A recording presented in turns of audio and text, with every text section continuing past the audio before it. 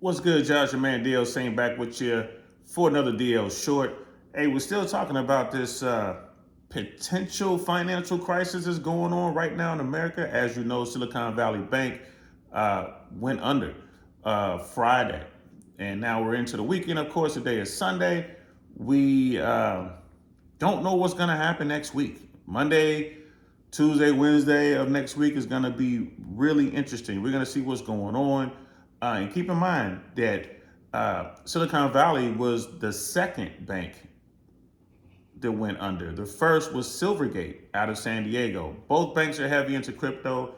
Both banks weren't for your average American. I understand that. Silicon Valley was the bank of choice for most startups, tech startups. So, I've been kind of watching stuff and gearing up for a show I'm going to do tomorrow. And I Really Want to Know podcast. We're going to really delve into this a little bit. We're going to talk about Dodd-Frank. We're going to talk about bank bail-ins. We're going to talk about, what all this could mean for the financial system moving forward. But whenever I do this sort of stuff, I always go back. I like to fall back on movies that I thought were pretty cool.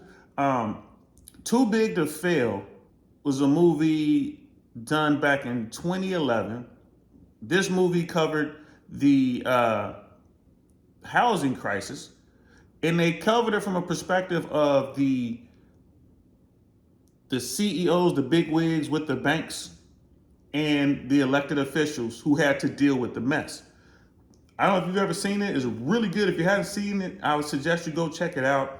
Great actors, old school actors. This was I think HBO did it. Very comprehensive.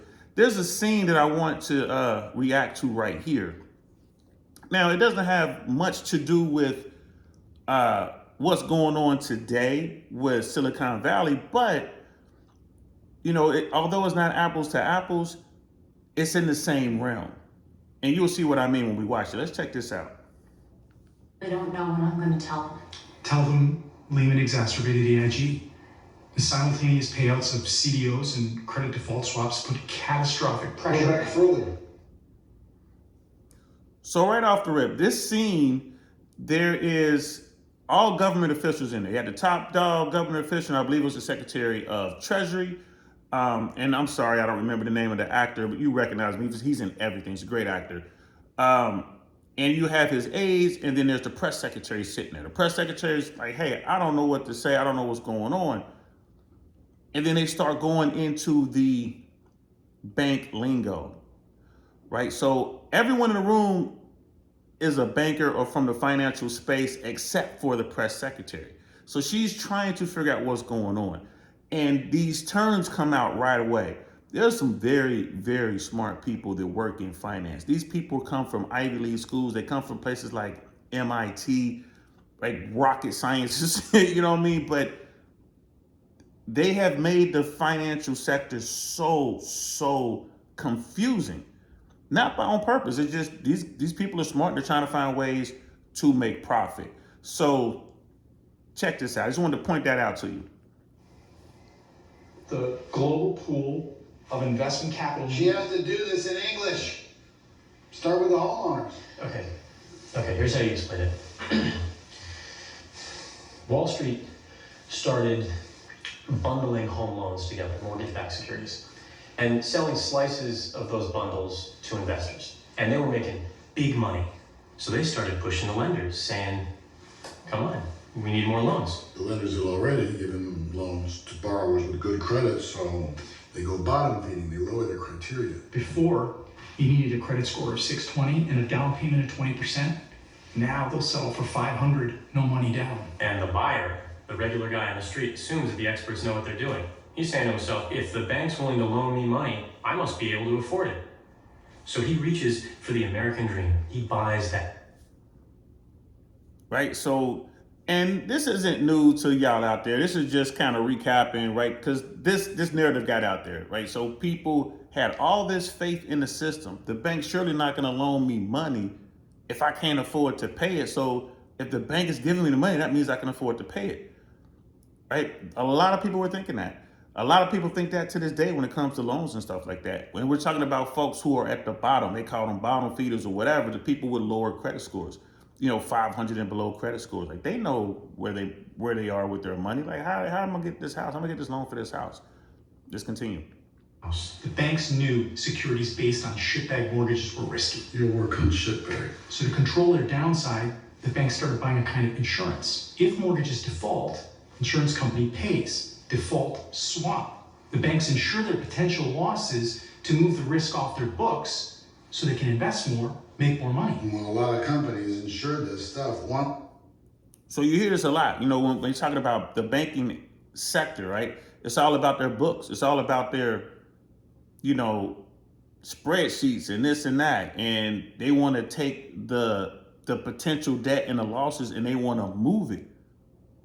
It's the shell game. They're moving the money around so they look healthy so they can get more money to buy more stuff, to make more profit, and then they want to go hide that debt, right? So when you look at what's going on with Silicon Valley, when we find out the whole story, I bet you it's a lot of that going on in there, moving the money around to hide the debt. Dumb enough to take on an almost unbelievable amount of risk. AIG. And you'll work on dumb. And when they ask me why they did that, Fees, hundreds of millions in fees. Yeah, she figured the housing market would just keep going up. But then the unexpected happens. Housing prices go down. Poor bank. So look at that. Now, again, compare this to what's going on with Silicon Valley. Maybe they were doing something along the lines, it's like, hey, let's do this. We're going to make all this money. We're going to invest in these bonds. And they were thinking the interest rates are going to remain low. But then what happened? Interest rates went up. Right? And so I refuse to believe that Silvergate and Silicon Valley Bank were the only two institutions doing this. And that's my big fear. What will we discover this week? Who else is in over their head? Who bought his dream house, the teaser rate on his mortgage runs out, his payments go up, he defaults. Mortgage-backed securities tank. AIG has to pay off the swaps. All of them. All over the world. At the same time. AIG can't pay. AIG goes under. Every bank the insurer books massive losses on the same day. And then they all go under.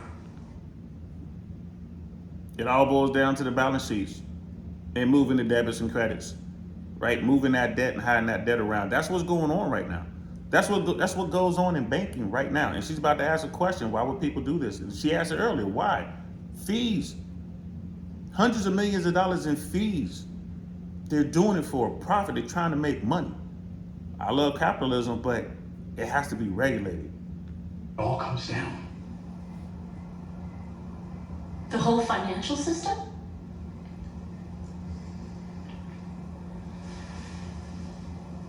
And what do I say when they ask me why it wasn't regulated? No one wanted it. They were making too much money. Real talk. No one wants regulations in that sector because they're making too much money.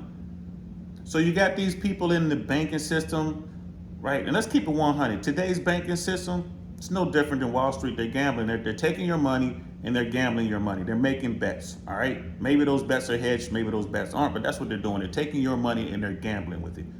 And if they lose, you lose. We lose. Because this is going to have fallout throughout the whole economy.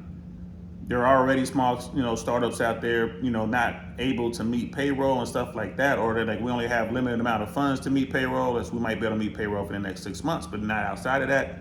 We have no idea how long it's going to take for people to get their money, the people and companies to get their money over $250,000.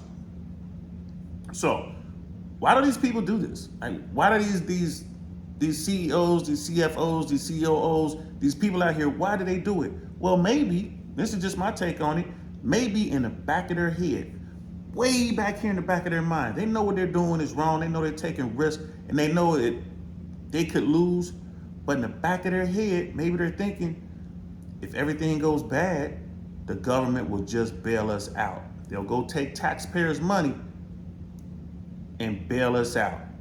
and will live to gamble another day. So we're gonna find out. There are the rumors. The government's talking about putting together some sort of package to make whole all those people who were invested over $250,000 to keep the whole thing going. I'm definitely against any bailouts. I don't care if another 10 banks, regional banks, wound up going under. They should all go under. And I'm telling you, I am certain that some of the larger banks, the big banks, are involved in this as well. And if a run begins, and we live in an era of artificial intelligence and deep fakes, my biggest fear is sometime this week there's a deep fake of someone important saying you should get your money out the bank, and it becomes a run on one of the big four banks. People run out there and try to get their money and they can't. Then they get on TikTok, and that will just start a snowball, which would lead to an avalanche, which would lead to the collapse of the whole system. We're gonna wait and see what happens. I'm DL Saint. I'm gonna talk to y'all later. Peace.